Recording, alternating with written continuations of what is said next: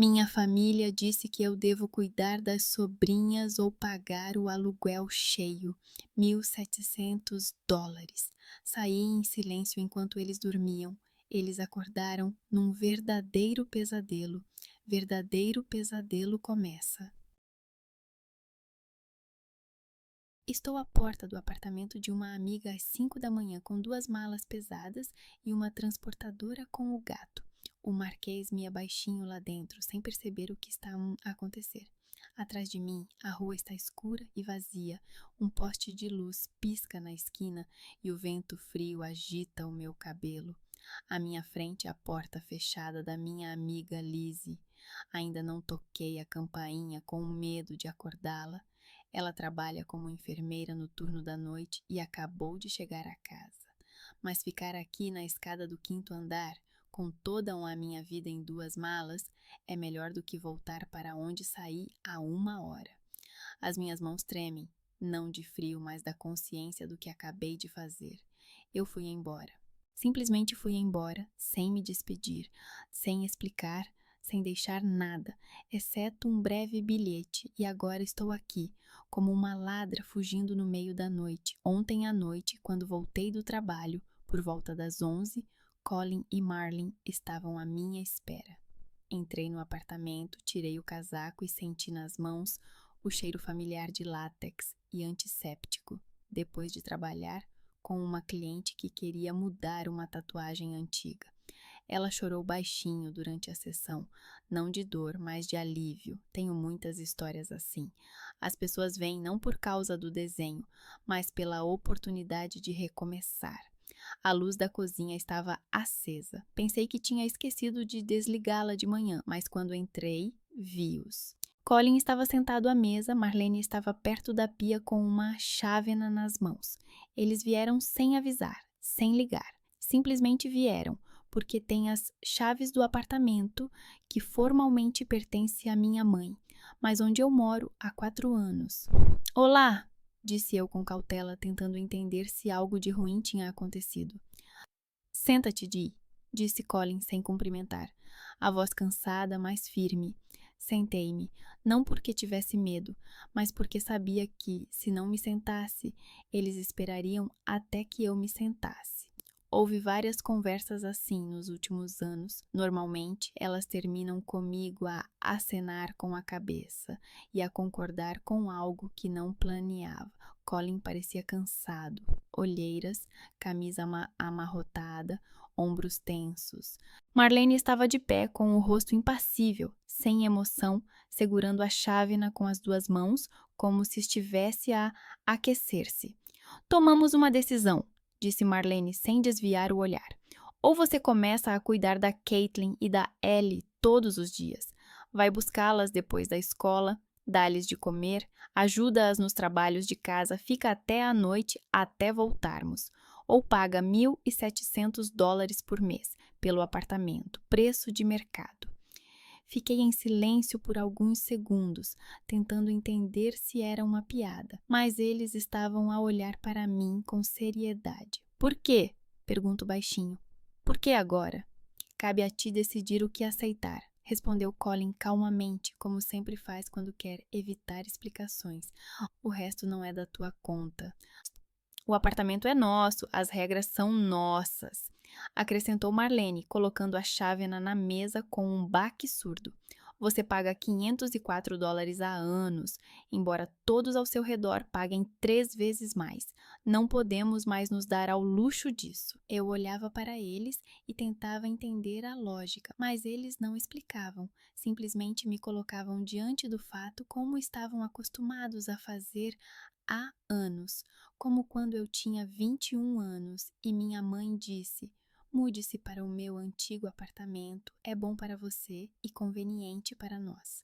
Como quando me pediram para ficar 1 semana com a minha mãe após a cirurgia, e acabaram sendo 2 meses, porque tu estás em casa mesmo. Como quando comecei a lavar as roupas deles, junto com as minhas, porque tu vais lavar a roupa mesmo.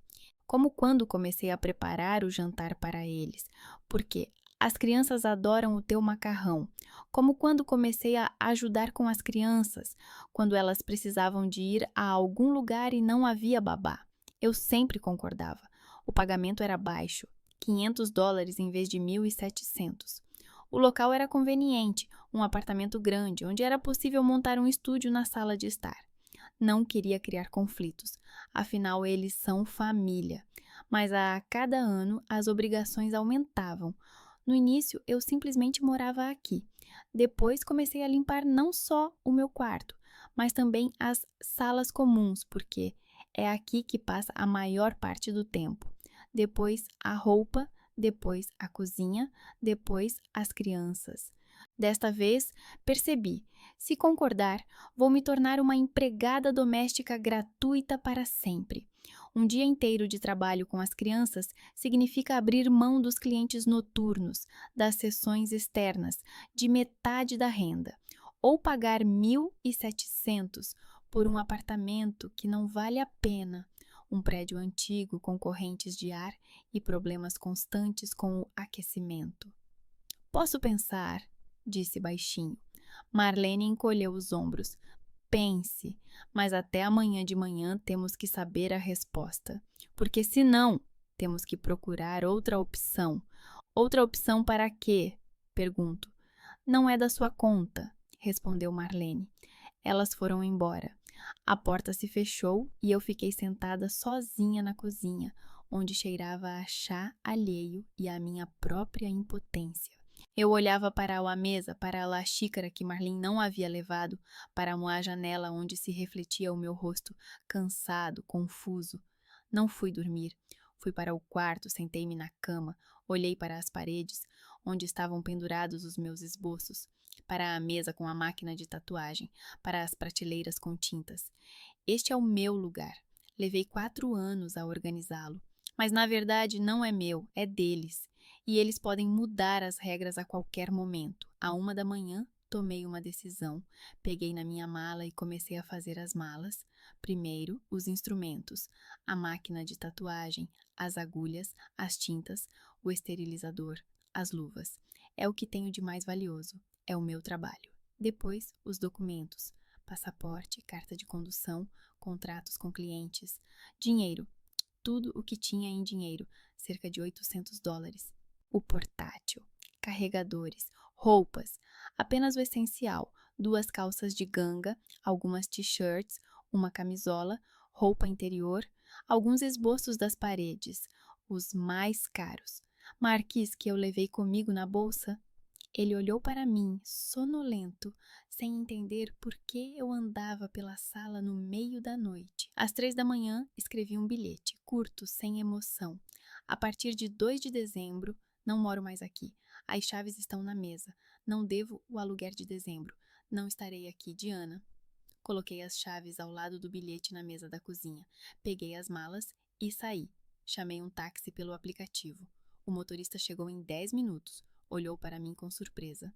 Provavelmente raramente vê mulheres com malas e um gato a essa hora. Eu dei o endereço. Coloquei Lizzie no banco de trás. Marquis miou baixinho. O motorista ficou em silêncio durante todo o trajeto, sem fazer perguntas. Eu olhava pela janela, onde a cidade ainda dormia, onde as ruas estavam vazias, e sentia uma estranha mistura de medo e alívio. Quando chegamos à casa de Lizzie, paguei, saí do carro e subi as escadas até ao 5º andar. Agora estou aqui diante da porta e não sei se fiz a coisa certa. Não sei se Lizzie vai querer me deixar entrar no meio da noite. Não sei o que vai acontecer amanhã. Só sei uma coisa. Se tivesse ficado, já não existiria. Ficaria uma ama gratuita, uma empregada doméstica, uma cozinheira e tudo o resto. Mas já não seria eu. A Lizzie abre a porta de roupão, com o cabelo molhado, os olhos cansados após o turno da noite. Ela olha para mim, para as malas, para a bolsa com o marquês, e não faz nenhuma pergunta. Apenas se afasta e diz: entre. Entro no pequeno apartamento de um quarto onde cheira a algo medicinal, provavelmente o antisséptico que ela traz do trabalho. Sobre a mesa há um prato vazio, uma garrafa de água pela metade e uma pilha de papéis. Lizzie fecha a porta, pega uma das minhas malas e a coloca no chão. O Marquês pode sair? Ela pergunta. Sim, respondo baixinho. Ela abre a caixa de transporte. O gato sai com cuidado, cheira o ar e vai até o sofá. Lizzie olha para mim. O que aconteceu? Sento-me no sofá, Marquês pula no meu colo, conto resumidamente. Sobre a visita de ontem do meu irmão e da sua esposa, sobre o ultimato, sobre o facto de eu ter saído à noite. Lizzie ouve, não interrompe, não comenta. Ela está habituada a ouvir. As enfermeiras sabem fazer isso melhor do que os psicólogos. Posso ficar aqui alguns dias? Pergunto. Até encontrar algo meu. Lizzie acena com a cabeça.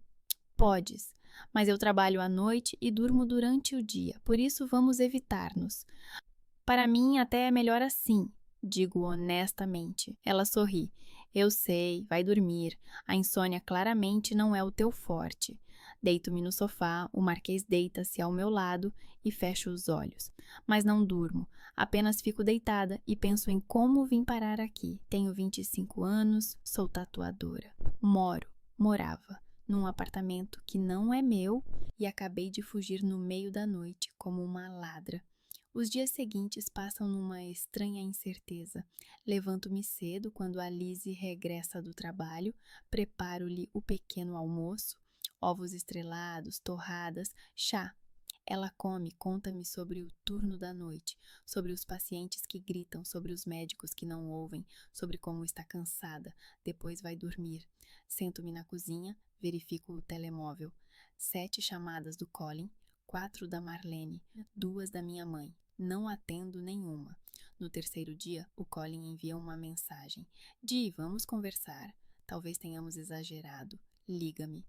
Fico a olhar para a mensagem por um longo tempo. Talvez tenhamos exagerado. Não, desculpa. Não, estávamos errados. Talvez. Bem, já é alguma coisa. Ligo para ele. Ele atende imediatamente. Di, diz com alívio. Onde estás? Não é da tua conta, digo calmamente, repetindo as palavras que ele disse ontem. Silêncio. Depois. Ouve, vamos encontrar-nos. Vamos conversar normalmente. Sobre o quê? Sobre o apartamento, sobre as crianças, sobre tudo. Colin, não vou voltar, digo claramente. Nem por 500, nem por 1.700, nem com as crianças, nem sem elas. Eu fui-me embora, é definitivo. Ele fica em silêncio, depois diz bruscamente. Tu percebes que nos traíste? Contávamos contigo? Contavam comigo sem me perguntar se eu concordava pela enésima vez. Digo, há uma diferença. Di, tu és minha irmã. Somos família. Família não é empregada doméstica gratuita, Colin. Ele desliga o telefone. Fico sentada com o telefone nas mãos e sinto os dedos a tremer. Não de medo nem de culpa, de alívio. Eu disse não em voz alta. Pela primeira vez em muitos anos. À noite, quando a Lizzie acorda antes do próximo turno, sentamo-nos na cozinha a beber chá. Ela pergunta, há quanto tempo isso tudo começou? Eu penso, quando começou? Quando eu tinha 12 anos e o meu pai foi embora.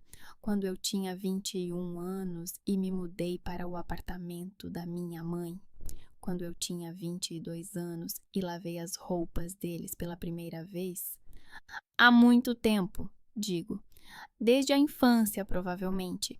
E conto-lhe como, depois que o pai se foi, a mãe apostou no Colin como a esperança da família. Ele é 6 anos mais velho, ele é homem, ele tem de assumir responsabilidades. E eu, mais nova, quieta, obediente. Ensinaram-me a não contradizer, não exigir, não pedir demais. O Colin precisa de praticar desporto, ele tem talento.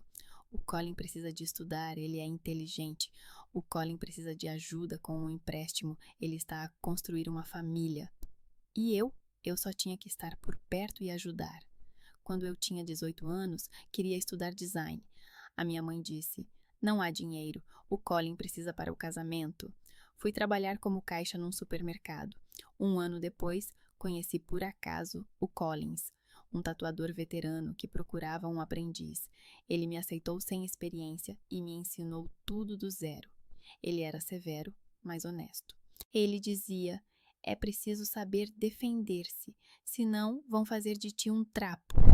Eu não sabia defender-me. Quando tinha 21 anos, a minha mãe sugeriu que me mudasse para o antigo apartamento dela. Temporariamente, até te estabilizares. Paga 500, simbolicamente, para te habituares à responsabilidade. Eu concordei. Pensei que seria por 1 ano, no máximo 2. Acabou sendo 4. No início, eu simplesmente morava lá. Transformei a sala em um estúdio, trabalhava com clientes, ganhava bem, mas aos poucos começaram os pedidos. Di, você está em casa, pode arrumar a cozinha? Di, já que vais ligar a máquina de lavar, lava as nossas roupas. Di, as crianças adoram-te, podes ficar com elas por 1 hora? Os pedidos tornaram-se um hábito, o hábito tornou-se uma obrigação. Eu arrumava, lavava, cozinhava, ficava com as crianças, não porque queria, mas porque não sabia recusar. Lizzie ouve, bebe chá e depois diz: alguma vez lhes disseste não? Eu penso: alguma vez? Não, respondo honestamente. Até ontem. Ela acena com a cabeça. Então não é de admirar que se tenham habituado. Ensinaste-lhes que podem fazer o que querem contigo. Essas palavras doem, porque são verdadeiras. Eu mesma os ensinei a se aproveitarem de mim. Não por maldade, não de propósito, simplesmente porque sempre concordava, mesmo quando isso me prejudicava. No 5º dia, minha mãe me liga. Vejo o nome no visor. Mãe. E demoro para atender. Depois acabo por atender. Estou, digo. Diana, a voz da minha mãe é fria, formal. O Colin contou-me o que aconteceu. Fico em silêncio à espera. Não pensei que pudesse ser tão egoísta, diz ela calmamente, sem gritar, sem emoção. Eles contavam contigo, eles têm filhos, eles têm trabalho, e tu simplesmente pegaste e foste embora. Espero que pelo menos tenhas vergonha. Eu ouço e sinto meu interior esfriar, não por mágoa, mas por surpresa. A minha mãe nem perguntou por que eu fui embora, não perguntou como eu estava, não perguntou onde eu estava agora, apenas me acusou.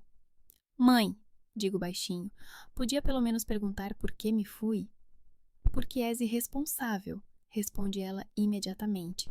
Não, digo eu, porque me usaram como empregada doméstica gratuita durante 4 anos e eu não concordo mais com isso. Silêncio, depois. Ninguém te usou, viveste quase de graça. Eu vivia com $500 e fazia um trabalho que valia 1.500. Limpa, lavava, cozinhava, tomava conta das crianças. Contaste, mãe? É família, Diana. A família ajuda. Claro, mas tudo tem um limite quando a ajuda se transforma em trabalho a tempo inteiro. Ela fica em silêncio. Depois diz: vais arrepender-te disso. E desliga o telefone. Fico sentada com o telefone nas mãos e elas tremem. Não de raiva, mas de surpresa. A minha mãe não perguntou por que eu fui embora. Ela não se importa. Para ela, o importante é que eu decepcionei o Colin. Lizzie sai do banheiro, vê a minha expressão e pergunta: a tua mãe? Eu aceno com a cabeça. Ela se senta ao meu lado. O que ela disse? Que eu sou egoísta. Lizzie suspira. Ai, sabe o que eu acho? Eles estão acostumados a ter-te sempre por perto, como se fosses um móvel, como uma mesa ou uma cadeira. Para eles, não és uma pessoa, és uma função, empregada doméstica, cozinheira, babá. E quando tu foste embora, eles não perderam-te, perderam a comodidade. Essas palavras ficam na minha cabeça por muito tempo. Eu não sou uma pessoa para eles, eu sou uma função. À noite sento-me no chão, na casa da Lizzie, fazendo esboços para um novo cliente. O Marquês dorme no sofá. Está escuro lá fora. O telefone está silencioso. Colin e Marlene não ligam mais. Minha mãe também. A semana passa estranhamente devagar e, ao mesmo tempo, rápido. De manhã, acordo no sofá na casa de Lizzie. Marquise dorme aos meus pés. Lá fora o céu está cinzento. Lizzie já saiu para o próximo turno. Ela trabalha 3 noites seguidas. depois fica 2 dias em casa. Quase não nos cruzamos e isso até é bom, preciso de tempo sozinha comigo mesma. Levanto-me, vou até a pequena casa de banho, olho-me no espelho. O rosto está cansado, com olheiras. Não porque durmo mal, simplesmente porque penso constantemente. Se fiz a coisa certa, o que está a acontecer agora com Colin e Marlin, o que as crianças pensam de mim, se sou egoísta na verdade. Na cave da casa onde a Lizzie mora, há uma pequena sala. Antigamente era uma lavandaria, mas já não funciona há 5 anos. O dono da casa deixou-me usá-la gratuitamente durante 1 mês, se eu a limpasse. Limpei-a num dia. Tirei as caixas velhas, lavei o chão, coloquei uma mesa, uma cadeira, um candeeiro. Arrumei os instrumentos.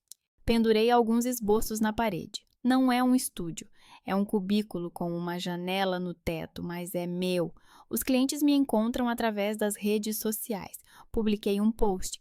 Estou a trabalhar temporariamente num novo local. Marquem consulta. Em 3 dias, 5 consultas. Não está mal. Isso significa que posso ganhar dinheiro, que não dependo do apartamento de outra pessoa nem das regras de outra pessoa. Mas à noite, quando estou deitada no sofá e não consigo dormir, penso: será que realmente os decepcionei? Talvez devesse ter concordado? Talvez eu seja apenas uma covarde que fugiu? No 4º dia, Caitlin me escreve. A mensagem vem de um número desconhecido e, a princípio, não entendo quem é. Então, leio. Tia Di, sou eu, Caitlin. Estou a escrever do telemóvel da minha vizinha. A minha mãe diz que você não nos ama, é verdade? Fico sentada com o telemóvel nas mãos e não sei o que responder. O que dizer à criança? Que a mãe dela está a mentir, que os adultos às vezes dizem coisas que não entendem? Escrevo com cuidado. Caitlin, eu amo-te muito, mas eu precisava ir embora. Não foi por tua causa. Ela responde rapidamente. Então por quê? Não sei como explicar a uma criança de 8 anos o que são limites, o que é autoestima, o que é escolha. Escrevo. Por causa de coisas de adultos, mas podes escrever-me se quiseres. Está bem. Espero, mas ela não escreve mais. Coloco o telemóvel de lado e sinto algo apertar no peito. Não é culpa, mas algo próximo disso. No dia seguinte, a Caitlin escreve novamente, desta vez mais longo. Tia Di, está tudo mal em casa. A mãe e o pai estão sempre a discutir. O pai diz que a mãe estragou tudo. A mãe diz que o pai não faz nada. A Ellie está a chorar. Não sei o que fazer. Leio a mensagem várias vezes. Depois escrevo. E por que é que eles discutem? Não sei. Algo sobre roupa suja, sobre comida, sobre o jardim. O pai gritou que tu fazias tudo e agora não há ninguém. Sento-me com o telefone e sinto uma estranha mistura de satisfação e culpa. Satisfação porque eles finalmente enfrentaram a realidade. Culpa porque as crianças estão a sofrer. Escrevo para a Caitlin mais algumas vezes durante a semana. Ela conta com cuidado, aos poucos, como se tivesse medo de dizer algo a mais. Mas pelas suas palavras, começo a formar uma imagem do que está a acontecer. Depois da minha partida, eles se depararam com o fato de que nada estava pronto. A roupa não está mais lavada, fica na cesta por uma semana sem mim. O frigorífico está vazio. Eu sempre comprava mantimentos e cozinhava para vários dias, mas isso acabou.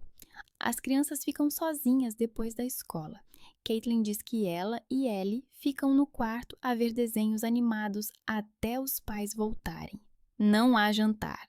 Marlin chega às 7, cansada, e Colin ainda mais tarde. Eles tentam cozinhar alguma coisa, mas não dá certo. Caitlin escreve. A mãe queimou o macarrão ontem. O pai ficou zangado e disse que não tinha tempo para isso. Leio essas mensagens e entendo. Eles se acostumaram comigo fazendo tudo. Não porque eles sejam maus, simplesmente porque eu permiti durante anos. E agora, quando não estou, eles não sabem como viver. Marlene e Colin discutem todas as noites. Caitlin escreve. A mãe gritou com o pai, dizendo que ele te sobrecarregou. O pai gritou que foi a mãe que inventou o ultimato quando a creche fechou. Eles gritaram por muito tempo.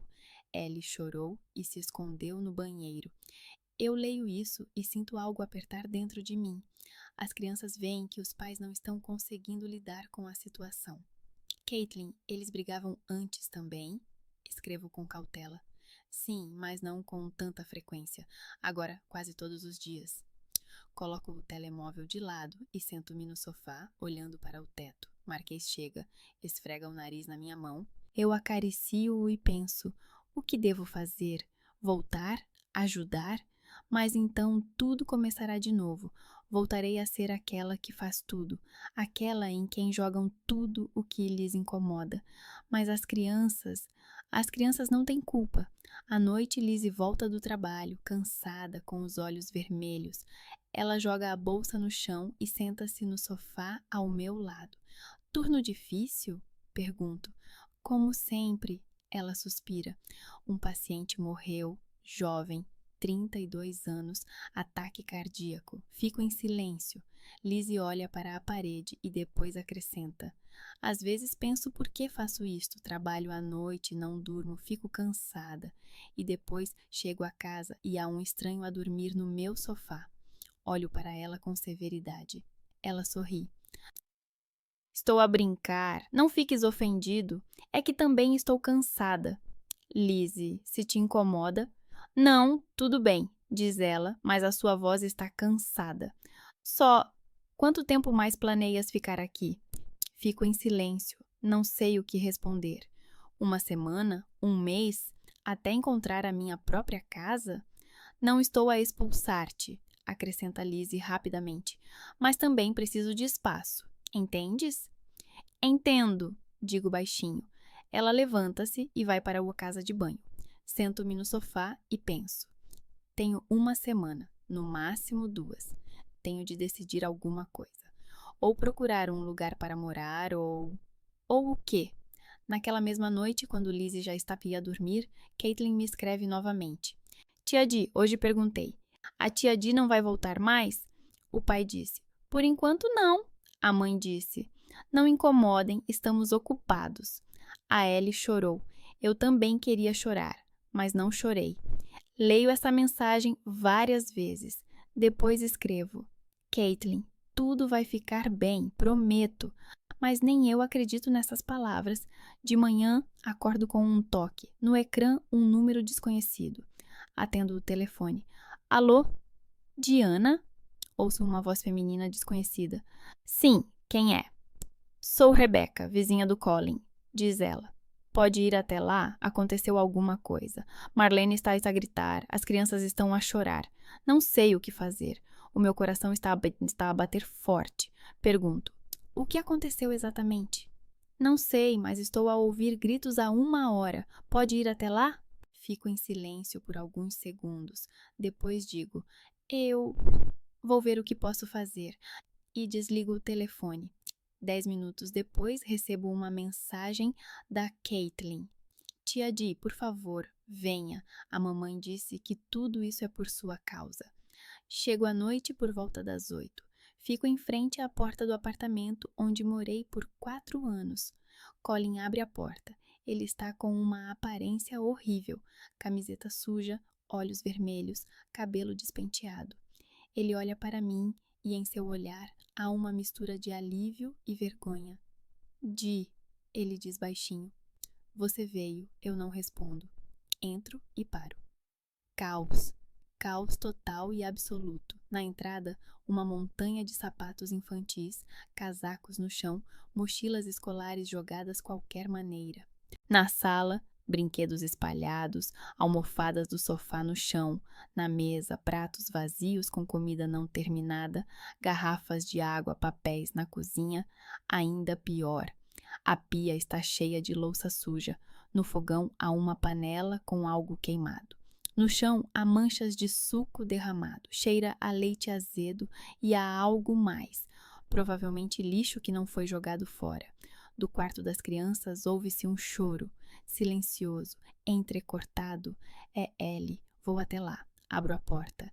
Ellie está sentada no chão ao lado da cama, segurando um lápis partido e chorando.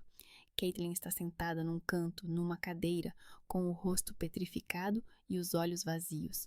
Ela olha para mim e, de repente, começa a chorar também.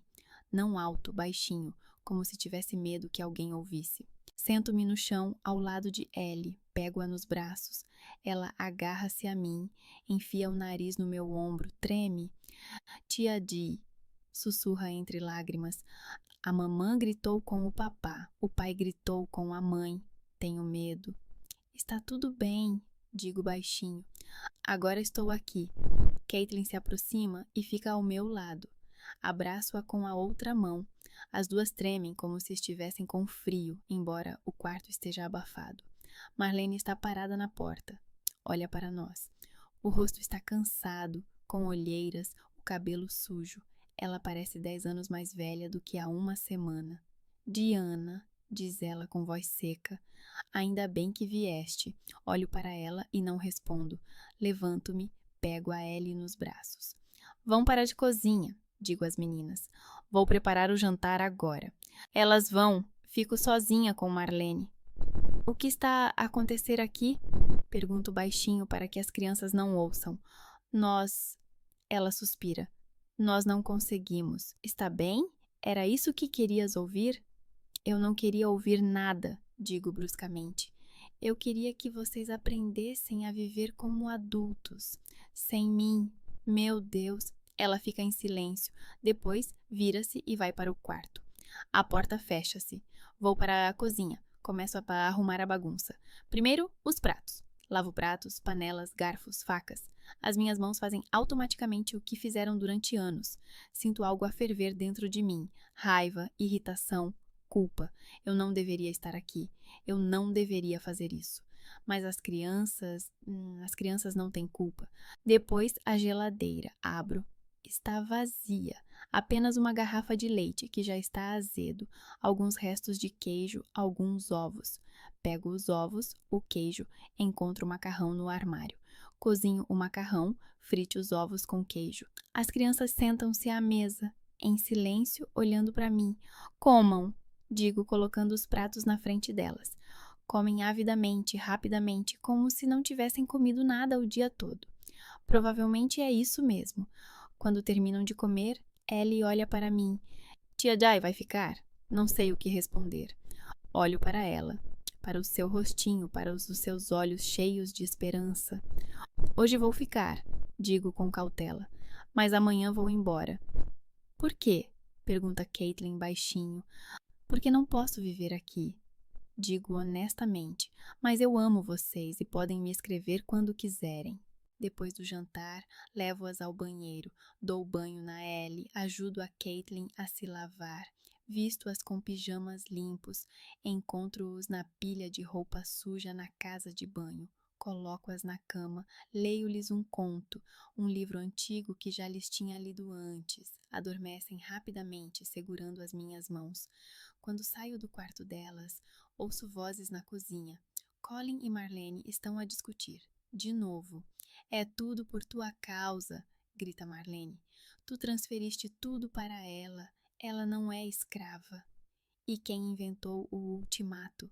Retruca Colin. Quem disse? Ou ela cuida das crianças ou paga o aluguel integral. Eu? Tu nunca estiveste em casa. Mesmo quando Diana ainda morava aqui, tu desaparecias no armazém. As crianças quase não te viam. E tu? Tu desaparecias no trabalho. As crianças procuravam a tia porque tu não eras mãe para elas. Entro na cozinha. Os dois se calam e olham para mim. Calem a boca, digo baixinho, mas com firmeza. Os dois, agora mesmo. Marlene abre a boca para dizer algo, mas eu levanto a mão. Não quero ouvir. Sentem-se. Eles sentam-se. Sento-me em frente a eles. Vocês são os pais, digo, olhando nos olhos deles. Vocês dois, não eu. Vocês precisam aprender a viver sem mim. Não porque eu seja má, não porque eu vos odeie, mas porque, caso contrário, vão destruir os vossos filhos e um ao outro. Colin tenta dizer algo, mas nós... Não, interrompo eu. Ouçam-me até ao fim. Vou ajudá-los. Uma vez. A última. Vou ficar hoje, vou resolver o que puder. Mas amanhã vou-me embora. E não voltarei. Vocês têm algumas semanas para descobrir como viver daqui para essa frente. Arranjem uma ama, contratem uma empregada doméstica, aprendam a cozinhar, o que for, mas sem mim. Marlene olha para mim e nos seus olhos há raiva. Dizes isso com tanta facilidade, como se fosse simples. Não é simples, digo, mas é a vossa responsabilidade, não é minha. Colin tenta transferir a culpa. Tu abandonaste-nos. Levanto-me bruscamente e a cadeira range. Cala-te, os dois, agora mesmo, senão vou abandonar-vos aqui e agora, e vocês nunca mais me verão. Eles calam-se, olham para mim como se fosse a primeira vez que me vissem. Saio da cozinha e vou para a sala. Sento-me no sofá e cubro o rosto com as mãos. Estou a tremer, não de raiva, mas de exaustão. Não consigo dormir à noite. Deito-me no sofá e fico a olhar para o teto. Ouço vozes baixas vindas do quarto. Marlene e Colin. Não gritam, mas ouve-se que estão a falar sobre algo difícil. Não sei se consigo continuar, diz Marlene baixinho. O que queres dizer? Pergunta Colin. Quero dizer, nós, este casamento, tudo. Silêncio. Depois, estás a pensar em divórcio? Não sei. Talvez. Deito-me e ouço e compreendo. Eles não só não conseguiram sem mim, eles não conseguem um com o outro. Talvez seja daí que tudo isto vem. De manhã acordo cedo. As crianças ainda estão a dormir. Vou para essa cozinha, preparo o pequeno almoço, ovos, torradas, chá. Colin sai, parece um pouco melhor. Obrigado, diz baixinho. Aceno com a cabeça. Não digo de nada, porque não quero que ele pense que está tudo bem. Depois do pequeno almoço, arrumo as coisas das crianças, brinquedos, roupas, mochilas escolares. Coloco tudo nos seus lugares. No quarto da Caitlin, encontro um envelope amassado debaixo de uma pilha de cadernos. Pego nele, abro. Dentro há um bilhete curto, caligrafia feminina. Cuidado. Colin, finalmente chegou a nossa hora. Obrigada por teres esperado por mim. V. Fico parada com o envelope nas mãos e não consigo respirar. Finalmente chegou a nossa hora? O que isso significa? Ouço passos atrás de mim. Viro-me. Marlene está à porta, olhando para o envelope nas minhas mãos. O que é isso? Pergunta ela baixinho. Fico em silêncio. Entreguei-lhe o envelope. Ela lê. O rosto empalidece. As mãos tremem. De onde é isso? Pergunta com a voz quase inaudível. Encontrei nas coisas das crianças, digo. Ela olha para mim, depois para o envelope, depois vira-se e vai para o quarto. Ouço-a gritar. Colin, levanta-te, agora mesmo. Estou na sala das crianças, com as mãos cerradas em punhos, e penso, o que acabei de fazer? 2 semanas depois daquela noite, tento viver como se nada tivesse acontecido. Voltei para a Lizzie, trabalho no estúdio da Cave, recebo clientes. O dinheiro está a correr bem, até melhor do que antes. Sem as tarefas domésticas do Colin, tenho mais tempo para trabalhar. 3 ou 4 sessões por dia, em vez de 1 ou 2. Em 2 semanas, economizei $800. Mais um mês e poderei alugar meu próprio apartamento, mas os pensamentos sobre a carta não me deixam em paz. Nossa hora finalmente chegou. O que isso significa? Quem é essa V? E por que a carta estava entre as coisas das crianças? Tento não pensar nisso. Não é da minha conta, não é a minha família, não é a minha dor. Mas a Caitlin escreve quase todos os dias. Tia Di, a mamã e o papá não se falam. Tia Di, a mamã dorme no sofá. Tia Di, o papá chega tarde. Diz que é por causa do trabalho. Leio estas mensagens e não sei o que responder. Escrevo resumidamente. Vai ficar tudo bem, aguenta-te. Mas nem eu acredito nessas palavras. Uma noite, quando estou sentada no estúdio depois do último cliente, o telemóvel vibra. Mensagem da Caitlin. Tia Di, a mãe descobriu alguma coisa. Ela gritou com o pai. Disse que ele é um mentiroso. O pai ficou calado. A Ellie chorou. Tenho medo. Lendo isso, sinto um aperto no peito. As crianças estão novamente no meio. Mais uma vez ouvem o que não deveriam ouvir. Escrevo para Colin, pela primeira vez em 2 semanas. Colin, o que está a acontecer? Caitlin escreveu que a situação em casa está terrível. Ele não responde por 1 hora. Depois escreve brevemente. Não é da tua conta. Olho para essas 3 palavras e sinto raiva. Não é da minha conta? E as crianças também não são da minha conta? No dia seguinte, quando saio do estúdio por volta das 8 da noite, há uma mulher desconhecida à porta. Tem cerca de 30 anos, é magra, tem cabelo escuro, rosto anguloso e olhar frio. Diana? Pergunta ela. Sim, respondo com cautela. Quem é você? Vivienne, diz ela, e eu percebo imediatamente. V, a mesma que escreveu a carta. O que precisa? Pergunto, tentando manter a calma. Quero conversar, diz ela. Sobre o Colin. Fico em silêncio. Ela dá um passo à frente. Você é irmã dele. Tem influência sobre ele. Quero que não se intrometa nos nossos assuntos. Que assuntos? Pergunto baixinho. Colin e eu. Ela para, escolhendo as palavras. Estamos juntos há 1 ano. Ele ama-me, não a Marlene, a mim. E agora, com tudo desmoronado, ele pode finalmente estar pronto para deixá-la. Mas você está sempre a intrometer-se. Ligas, escreves, fazes com que ele se sinta culpado. Olho para ela e não consigo acreditar no que estou a ouvir. Dormiste com o meu irmão? Pergunto diretamente. Sim, ela responde sem vergonha. E ele é feliz comigo, mais do que nunca foi com ela. E as crianças? Pergunto baixinho. Vocês pensaram nas crianças? Ela encolhe os ombros. As crianças vão sobreviver, elas são pequenas, vão esquecer. Sinto algo fervendo dentro de mim. Não é raiva, é algo pior, desprezo. Vá embora, digo calmamente. Agora mesmo, ela sorri. Você não entende, Colin é meu. E se você não quer que ele sofra, não se intrometa. Isso é uma ameaça? Pergunto. É um conselho, ela diz e se vira. Fico parado na entrada do estúdio e olho para ela se afastar. As minhas mãos tremem, não de medo, de choque. Em casa, na casa da Lizzie, sento no sofá e escrevo para o Colin. A Vivienne veio falar comigo. Ela disse que vocês estão juntos. É verdade? Ele não responde. Espero 1 hora, 2, nada. À noite não consigo dormir. Penso na Marlene, se ela sabe ou não. No que as crianças veem e ouvem. No facto de que a família delas está a desmoronar-se, não apenas por causa de problemas domésticos, mas por causa da traição. De manhã, o telemóvel vibra. Uma mensagem de uma conta anônima nas redes sociais. Abro. Dentro há uma digitalização de uma carta.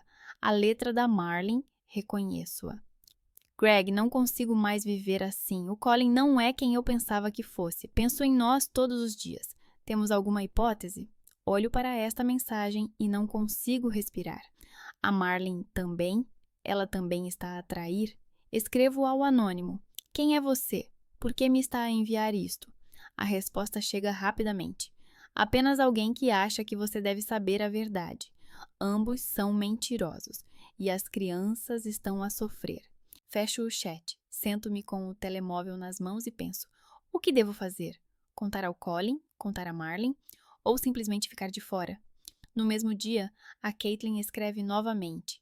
Tia Dee, a minha mãe diz que vamos mudar-nos, mas não diz para onde. A Elliot está a chorar. Não quero ir. Leio isso e percebo. Tudo está a desmoronar-se mais rápido do que eu pensava. Ligo para o Colin. Ele atende após o 5º toque. O que foi? A voz dele está cansada, irritada.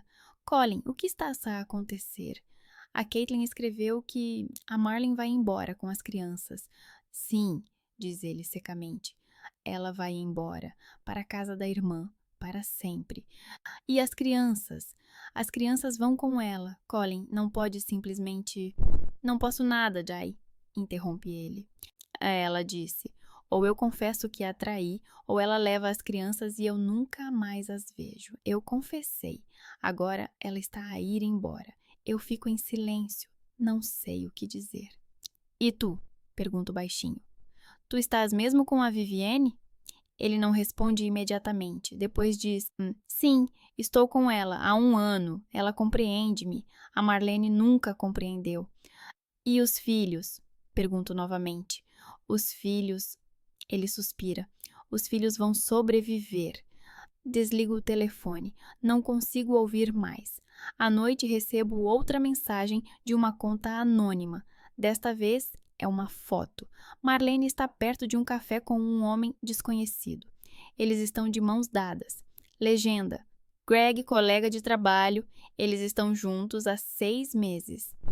Olho para a foto e percebo. Os dois estão a trair. Os dois estão a mentir. E as crianças estão no meio de tudo isso. O telefone toca. Número desconhecido. Atendo. Alô? Diana? Uma voz feminina, desconhecida. Sim. É a Rebeca, vizinha do Colin. Pode vir aqui? É urgente. Marlene está a me arrumar as coisas. As crianças estão a chorar. Colin desapareceu. Não sei o que fazer. O meu coração está a bater forte. Eu não sei o que dizer. Por favor, diz ela. A Caitlin pediu para dizer, diga a tia Di para vir. Desligo o telefone. Sento-me no sofá e olho para a parede. O telefone vibra novamente. Mensagem de Caitlin. Tia Di, a mamãe disse que vamos para essa casa da irmã dela agora. Ellie não quer ir. Eu também não. Por favor, venha. Olho para essa mensagem. Então me levanto, pego as chaves e saio do apartamento. Sento-me no táxi. Aperto o telemóvel na mão com tanta força que os dedos ficam dormentes. Pela janela, vejo a cidade à noite, as luzes dos postes difusas pela chuva que acabou de cair. O motorista fica em silêncio, o rádio toca baixinho alguma música pop e eu tento organizar os meus pensamentos e entender o que vou dizer à minha mãe. Cornélia, a mulher que dedicou os últimos 20 anos da sua vida a uma única ideia: fazer de Colin a esperança da família, o apoio, o homem em quem se pode confiar. E eu sempre fui aquela que tinha de compreender, ajudar, não contradizer. Diana, tu és mais nova, tens de ser mais sensata. Diana, não estragues o mau humor do Colin, ele está a passar por um momento difícil. Diana, por que não consegues ser mais responsável, como o teu irmão? Durante anos engoli isso. Durante anos fiquei calada, mesmo quando via que Colin não era tão perfeito como a minha mãe pensava.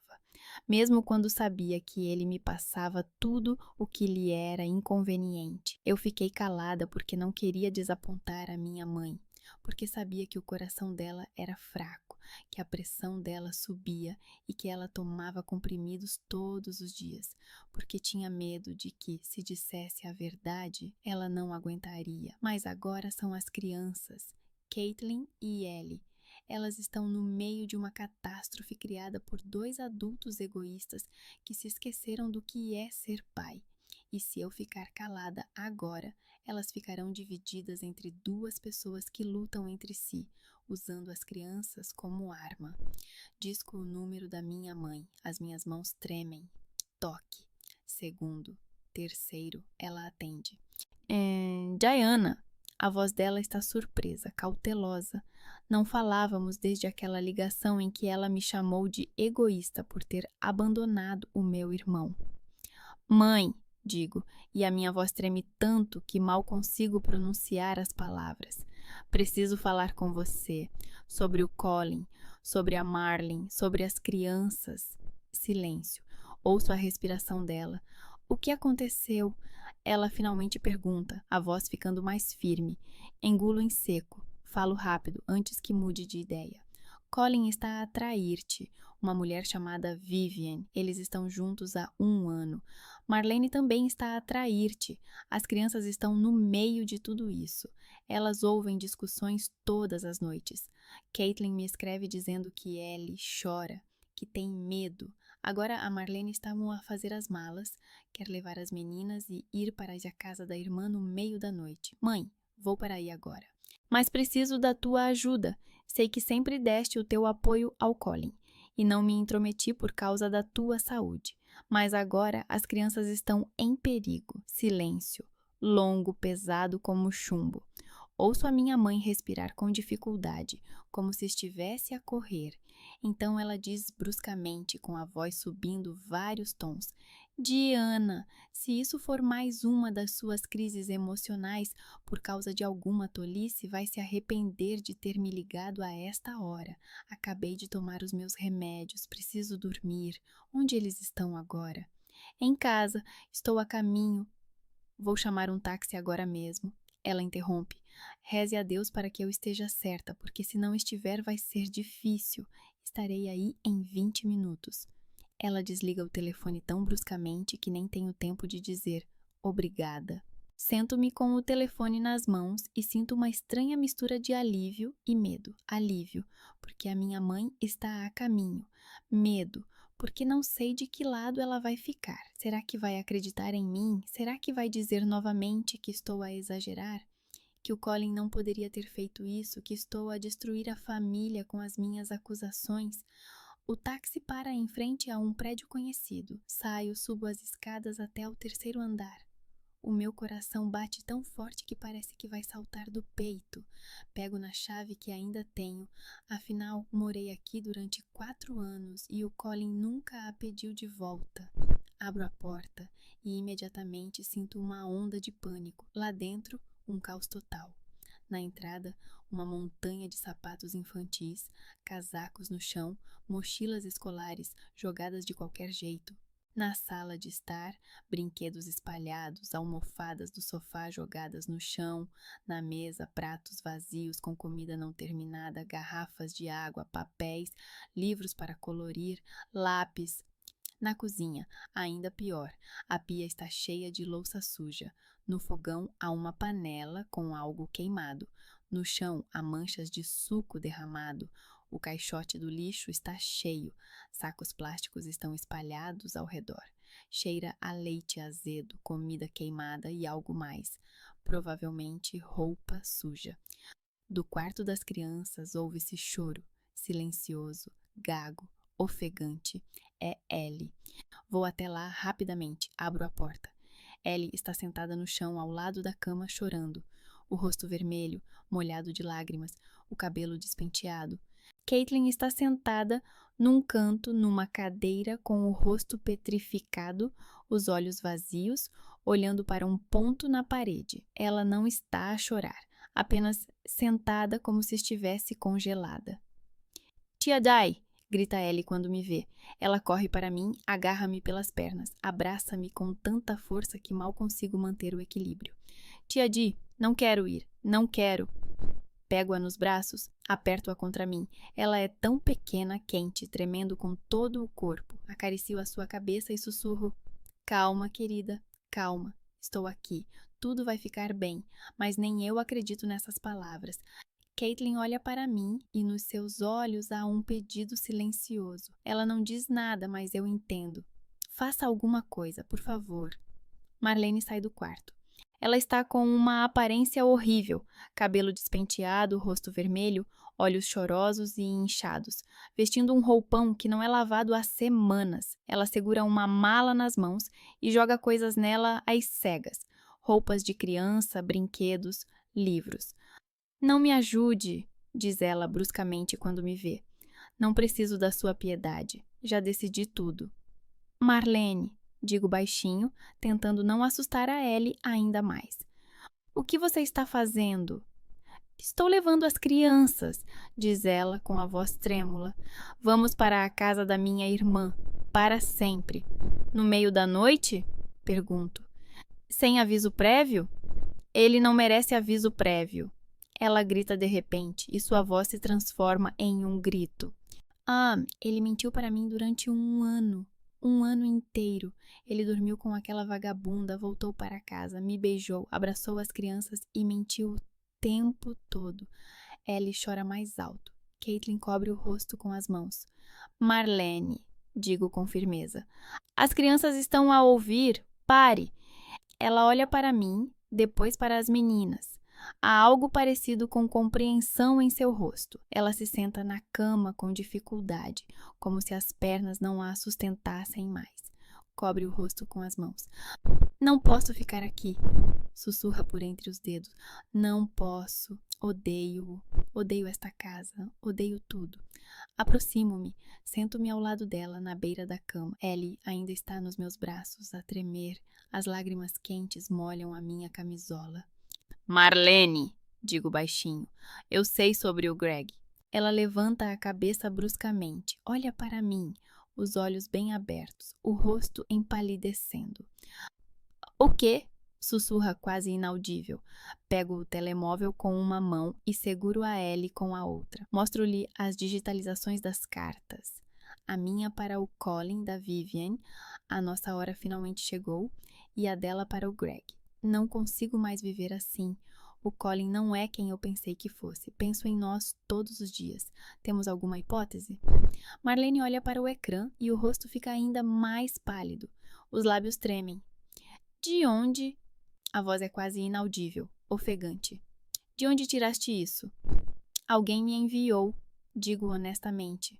Anonimamente, uma conta desconhecida nas redes sociais e a carta do Colin e a sua.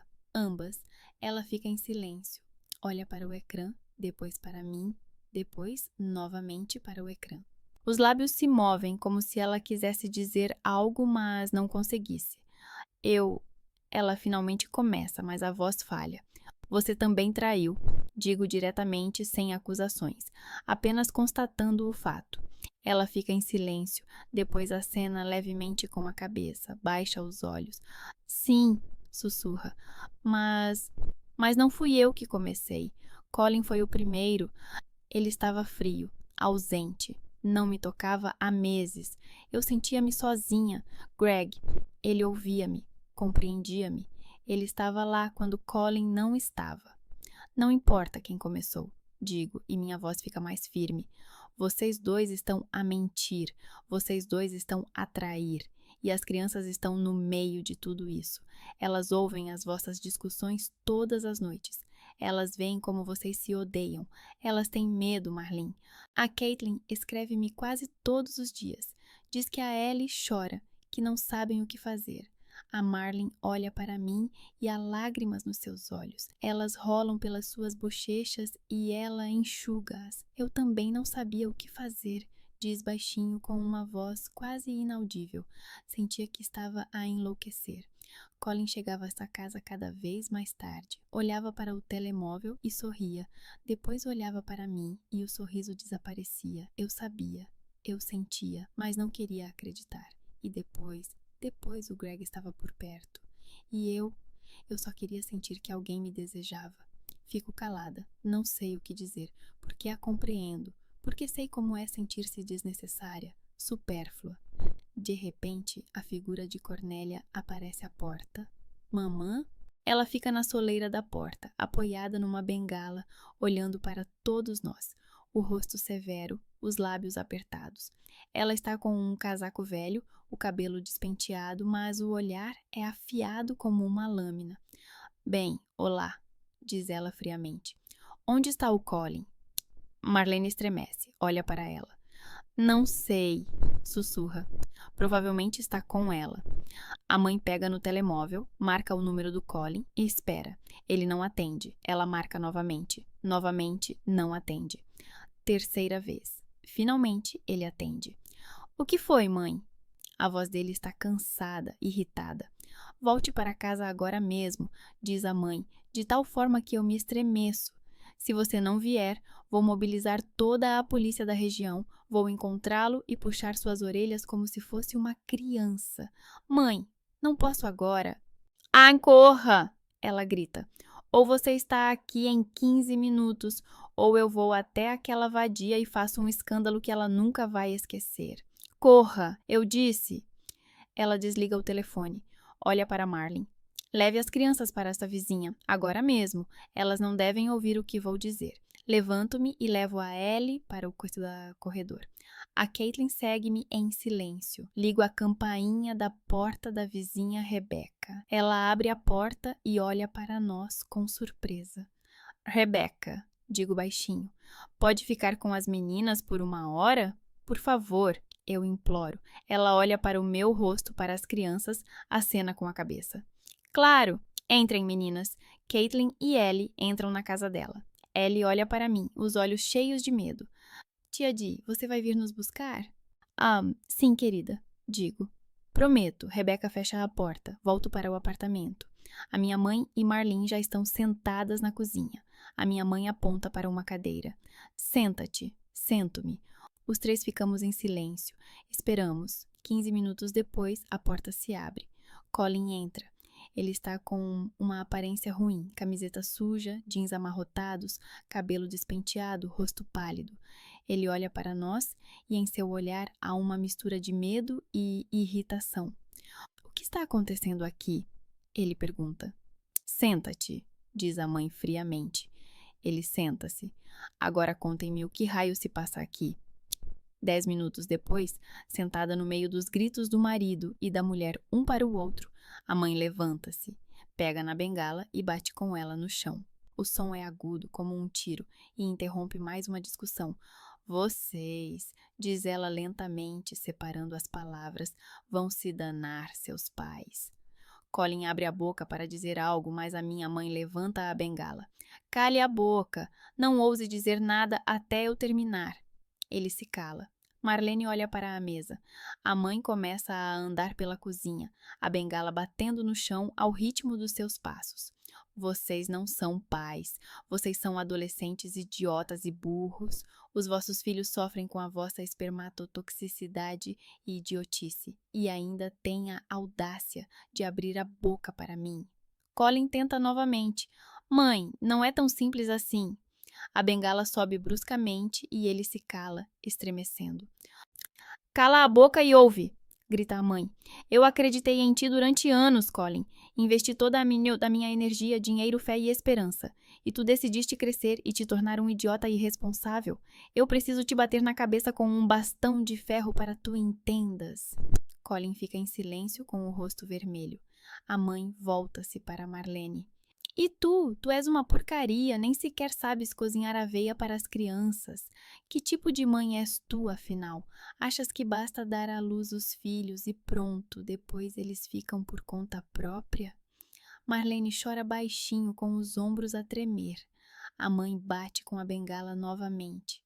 Não, vocês não são nada, que o diabo os leve, não são pais.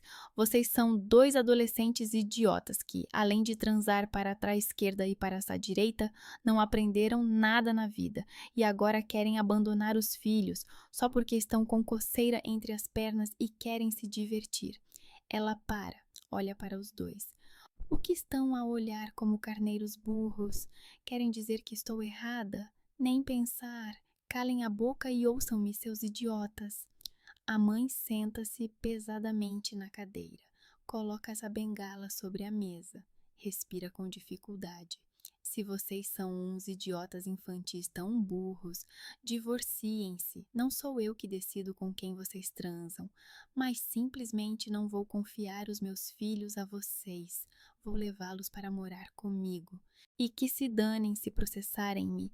Eu simplesmente provarei aos serviços de proteção à criança que vocês nem mesmo juntos são capazes de criar os filhos, e eles serão simplesmente tirados de vocês. Então saiam da minha casa e vão foder que eu cuidarei dos meus netos. Silêncio, pesado como chumbo. Colin e Marlene ficam sentados, sem se mexer. Fora! Grita a mãe. Os dois! Agora! Eles se levantam e vão para a porta. Colin olha para trás. Mãe! Fora! Ela repete. A porta fecha-se atrás deles. A mãe olha para mim, o rosto severo. E tu, diz ela, também não és santa. Engulo em seco. Tu também sabias ficar calada, diz ela com firmeza, nos problemas das crianças, problemas da família, e não apenas quem tem dificuldades. Devias ter me contado antes, mas não contaste porque achaste que a velha idiota não ajudaria em nada. E se eu tivesse dado uma surra naqueles dois antes? Mãe, eu não queria prejudicá-la, digo baixinho.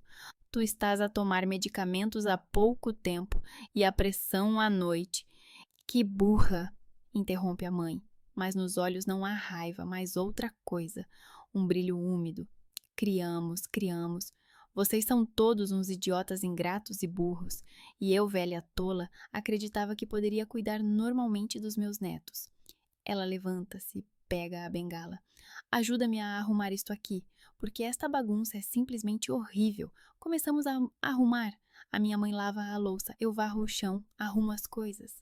Trabalhamos em silêncio. A meio da limpeza, a mãe diz de repente baixinho: Não sei se vou conseguir lidar com tudo isto, mas não posso deixar as meninas com estes idiotas.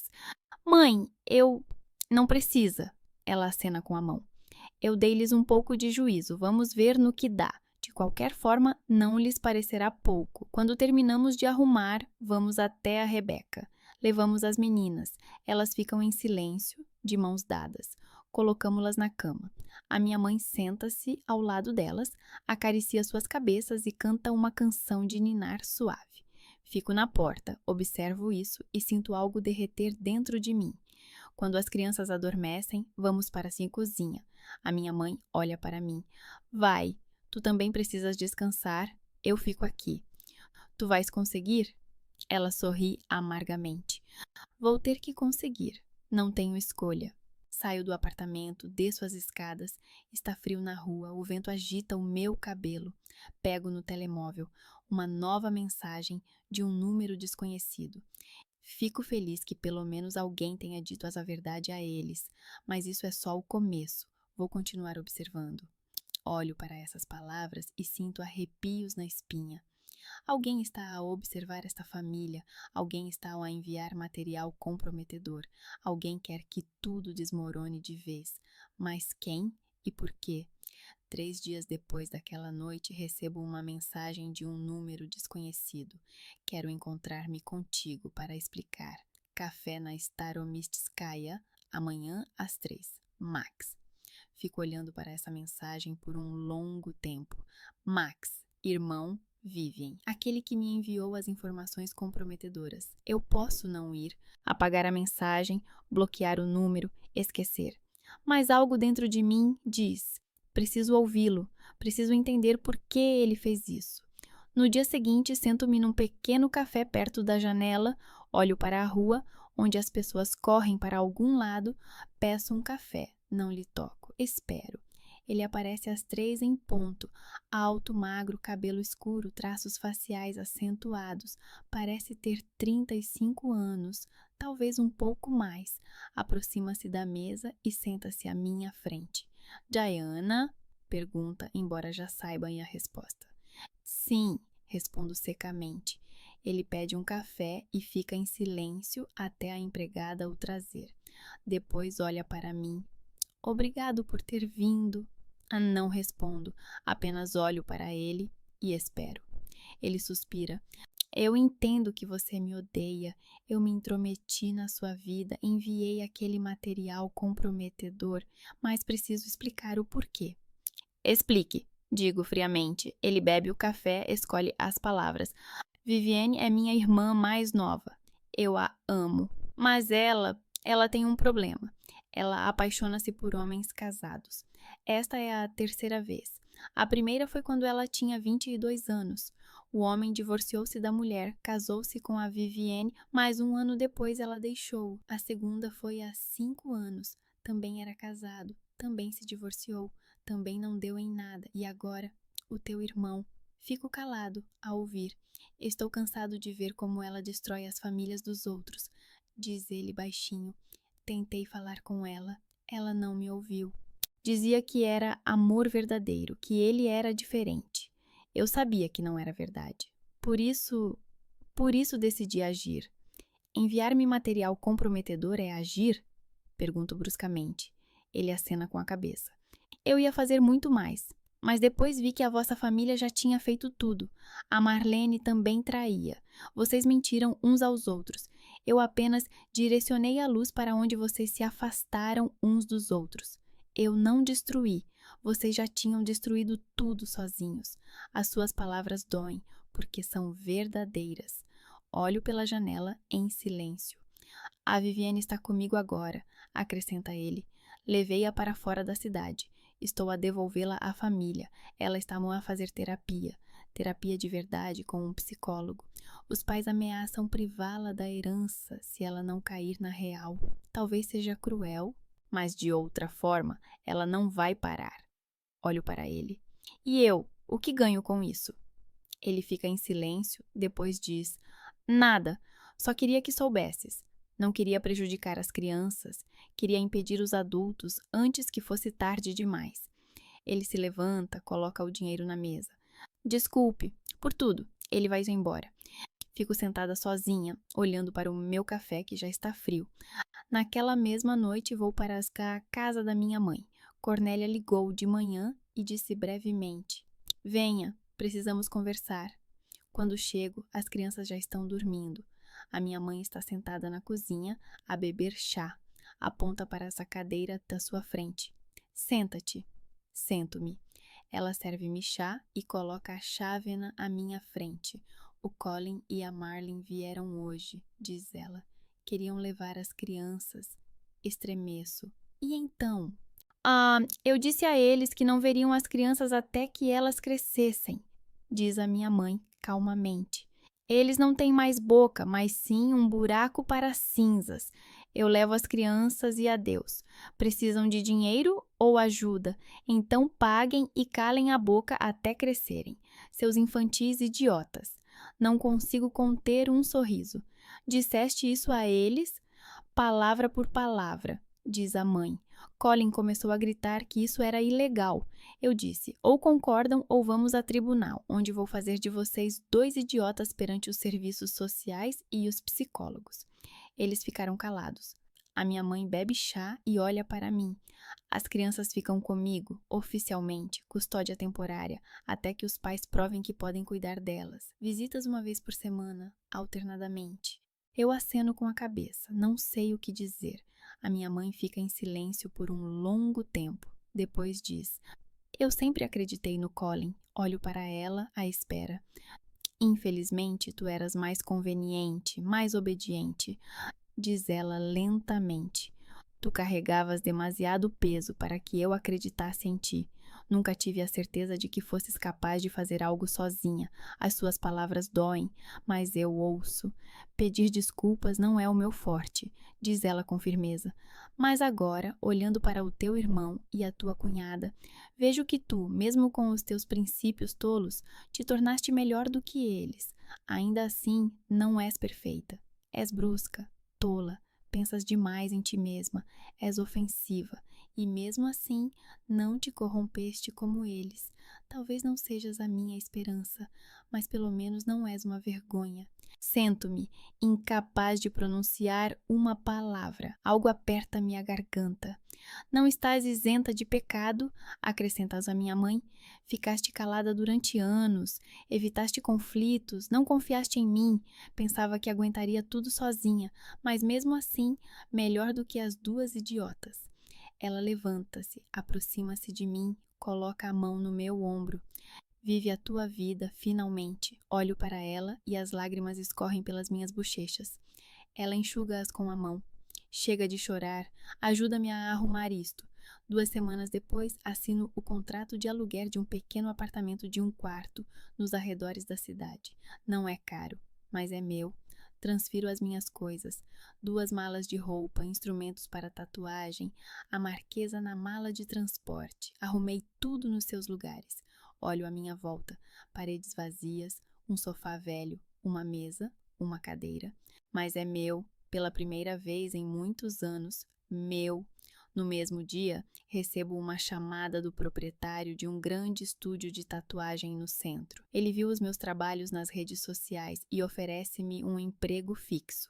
Um bom salário, mais uma percentagem dos clientes. Aceito imediatamente. Vejo as crianças uma vez por semana. Vou à casa da minha mãe, jantamos juntos. Caitlin fala sobre a escola.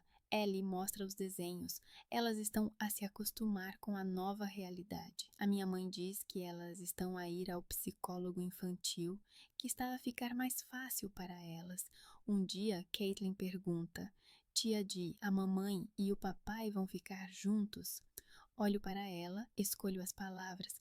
Não, querida, eles estão a separar-se, mas eles amam-vos muito, os dois. E por que não podem viver juntos? Pergunta Ellie baixinho. Porque às vezes os adultos não sabem viver juntos, digo honestamente, mas isso não significa que eles não vos amem. Ellie acena com a cabeça sem entender completamente. Caitlin fica em silêncio, olhando para o prato. A mãe olha para mim através da mesa e há algo parecido com aprovação no seu olhar. Um mês depois, Colin e Marlene concluem oficialmente o processo de divórcio. Eles concordam com a guarda compartilhada, mas por enquanto as crianças ficam com a avó. Os pais levam-nos para passar o fim de semana alternadamente. É difícil, doloroso, mas eles tentam. Marlene não se vê mais com Greg. A esposa dele descobriu o romance e ele luta para salvar o próprio casamento. Marlene me diz uma vez ao telefone: eu achava que ele era o cara certo, mas depois de tudo, simplesmente não consigo. Colin também está sozinho. Vivian desapareceu da sua vida para sempre. Ele vai ao psicólogo, tenta entender por que fugiu para um romance em vez de trabalhar no casamento. Ambos reconhecem, não estavam prontos para ser pais, mas agora estão a tentar aprender. Uma noite estou sentada no meu apartamento-estúdio. Estou a trabalhar num esboço para um novo cliente. O Marquês dorme no sofá. Pela janela, vejo a cidade na primavera, as primeiras folhas verdes nas árvores. O telemóvel vibra. É uma mensagem da minha mãe. Vamos almoçar juntos no domingo. Aparece às 12. Sorrio. Escrevo. Estarei lá. Segunda mensagem de Caitlin. Tia Di, a avó ensinou-nos a fazer biscoitos. Vens provar? Escrevo. Com certeza. Terceira, de Lizzie. Como está o novo apartamento? Senti a tua falta. Café no sábado? Escrevo. Sim. Coloco o telemóvel de lado. Olho à minha volta. Para o meu estúdio pequeno, aconchegante. Meu, para o esboço que estou a desenhar. Para o Marquês que dorme tranquilamente. Pela primeira vez em muitos anos, não sinto culpa. Não sinto que devo algo a alguém. A minha vida está a melhorar e eu sou livre. E isso é apenas o começo.